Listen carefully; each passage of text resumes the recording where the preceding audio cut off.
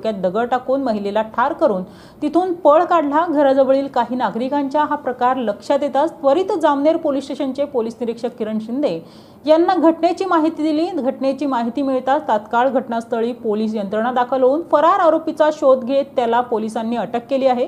पुढील तपास पोलीस निरीक्षक किरण शिंदे यांच्या मार्गदर्शनाखाली PSI दीपक रोठे हे करत आहेत।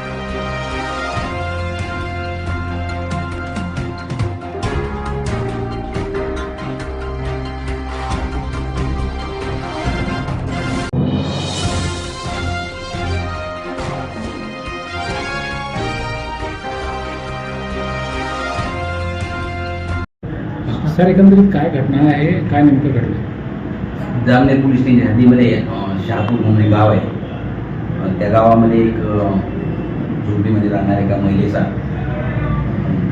त्या ओळखीच्या माणसाने काहीतरी कारणावरून मर्डर केलेला आहे। आरोपीला आम्ही ताब्यात घेतलेला आहे। धनराज नावाच्या व्यक्तीनं पोलीस स्टेशनला फिर्याद दिल्यावरून नवीन कायद्याप्रमाणे आमच्याकडून गुन्हा दाखल करण्यात आलेला आहे आणि तपास केला जातो।